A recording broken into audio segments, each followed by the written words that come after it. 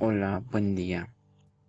Como proyecto final de la asignatura de diseño de bases de datos, presentamos este video tutorial en donde se hablará de la normalización de bases de datos y algunas de las reglas que ésta incluye. Nuestros objetivos son los siguientes.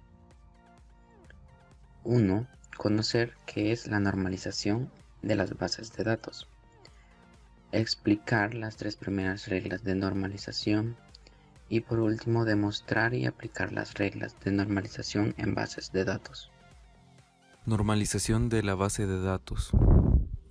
Es el proceso mediante el cual se transforman datos complejos a un conjunto de estructuras de datos más pequeña, que además de ser más simple y más estable, son más fáciles de mantener. En general, podríamos decir que son unas series de reglas que sirven para ayudar a los diseñadores de bases de datos a desarrollar un esquema que minimice los problemas de lógica. Las reglas de CODE.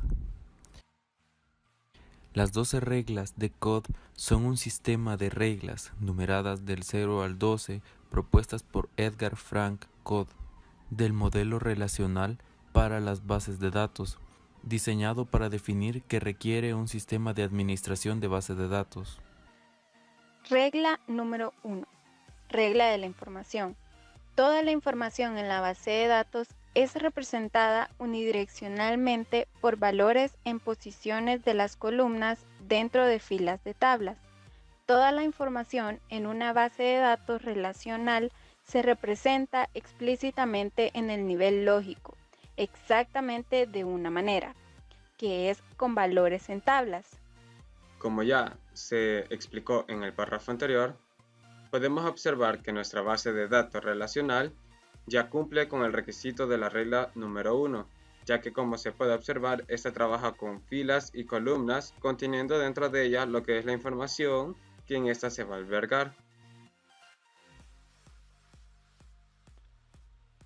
Regla número 2. Regla del acceso garantizado.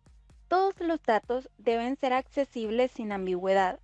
Esta regla es esencialmente una nueva exposición del requisito fundamental para las llaves primarias.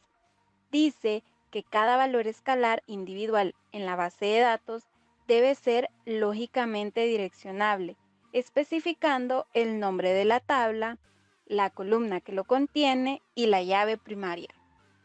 Prosiguiendo con la regla número 2, especifica que el valor de cada elemento tiene que ir dentro de una tabla y en esta tiene que ir definida su llave principal y sus elementos.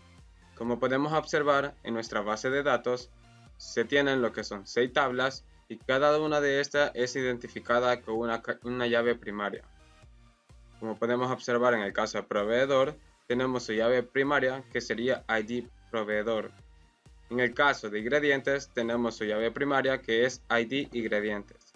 Y así sucesivamente con cada una de las tablas. Por lo tanto, la regla número 2 se cumple totalmente en esta base de datos. Regla 3.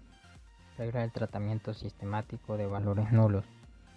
El sistema de gestión de base de datos debe permitir que haya campos nulos. Esto porque así podemos tener campos que se llenen de forma obligatoria. En algunas aplicaciones esto se puede aplicar en AID, por dar un ejemplo. Debe tener una representación de la información que falta y de la información inaplicable, que sea sistemática y distinta de todos los valores regulares, para así poder tener un mejor reconocimiento de los datos. Como se explicó en la regla número 3, un sistema de gestión de base de datos tiene que permitir que haya campos nulos. Por lo tanto, tiene que ir representada en caso de que esta información falte o esta información sea inaplicable.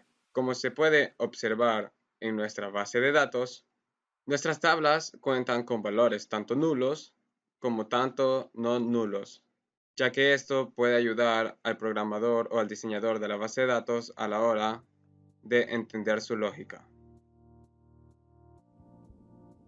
Conclusión. Podemos concluir que las bases de datos desempeñan un papel fundamental en todas las áreas de las aplicaciones informáticas. Por esta razón, es importante el aprendizaje sobre ellas y es por ello que se da a conocer su uso hoy en día en las universidades, ya que las bases de datos son algo que hoy en día se toman bastante en cuenta para la manipulación y el mejor manejo de los datos. Estas ayudan en diferentes entornos y contribuyen de forma eficiente en el tratamiento de los contenidos y el proceso de normalización en las bases de datos, y así ayudarnos a resolver problemas aplicados en la vida cotidiana.